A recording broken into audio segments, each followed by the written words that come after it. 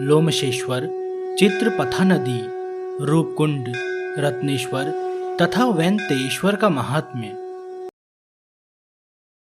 महादेव जी कहते हैं, वहां से लोमशेश्वर का दर्शन करने के लिए जाएं। वह स्थान दुखांध कारणी से पूर्व भाग में 7 धनुष की दूरी पर है। महर्षि लोमश ने उस लिंग की स्थापना की है। लोमशेश्वर के प्रसाद से ही लोमश जी दीर्घायु हुए। जो भक्ति भाव से लोमशेश्वर की पूजा करता है वह दीर्घायु और सुखी होता है। उसके शरीर में रोग और घाव नहीं होते। लोमशेश्वर के पश्चिम भाग में 5 धनुष के अंतर पर तृणविंदीश्वर लिंग प्रतिष्ठित है। मुनीश्वर तृणविंदु एक मास पर कुश के अग्रभाग से 1 बिंदु जल लेकर पीते और तपस्या करते थे। इस प्रकार अनेक वर्षों तक प्रभास क्षेत्र में मेरी आराधना करके वे परम सिद्धि को प्राप्त हो गए। वहां से परम उत्तम चित्रपथा नदी के समीप जाएं। वह ब्रह्मकुंड और चित्रादित्य के बीच में होकर बहती है। जिस समय यमदूत चित्र को शरीर सहित उठा ले गए, उस समय यह समाचार पाकर उनकी बहन चित्रा को बहुत दुख हुआ। तब वह चित्रा नदी के रूप में परिणत हो अपने भाई की खोज करने के लिए समुद्र में समा गई।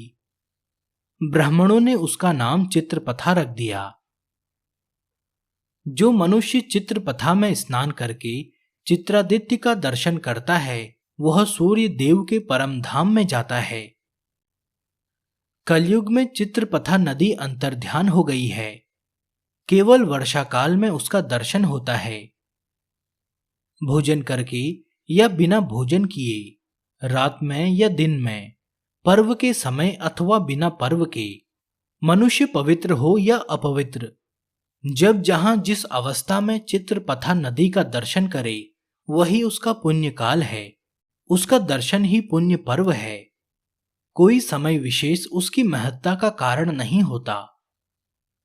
स्वर्गवासी पितर उस नदी का दर्शन करके हर्ष से गाने और हंसने लगते हैं कि हमारे वंश का कोई यहां आकर श्राद्ध करेगा और हमें 1 कल्प के समय तक के लिए तृप्त कर देगा।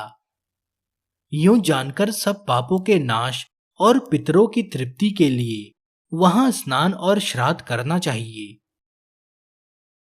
महादेवी ब्रह्मकुंड के उत्तर भाग में रूपकुंड है। वहां स्नान करके मनुष्य चोरी के पाप से छूट जाता है।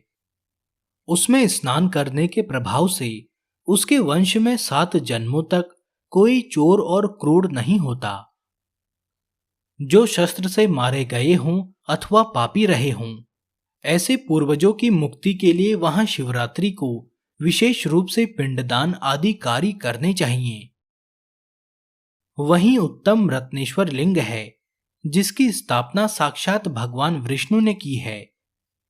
जो रत्न कुंड में स्नान करके रत्नेश्वर की पूजा करता है वह 7 जन्मों तक लक्ष्मीवान, बुद्धिमान तथा गाय, बैल आदि पशुओं से संपन्न होता है।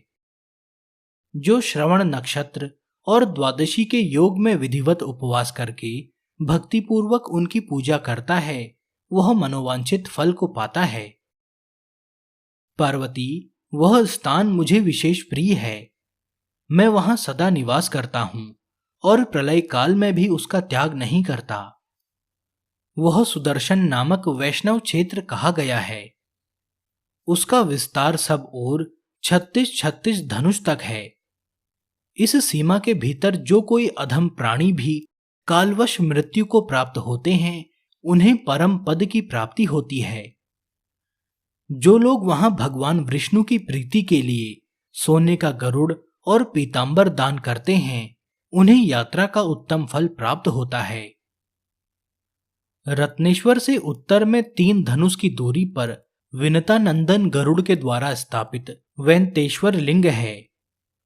जो मनुष्य पंचमी के दिन भक्तिपूर्वक गरुड़ेश्वर की पूजा करता है उसे 7 जन्मों तक सर्प जनित विष का भय नहीं प्राप्त होता। जो वैंतेश्वर को पंचामृत से स्नान कराकर विधिवत उसका पूजन करता है वह स्वर्ग लोक में आनंद भोगता है।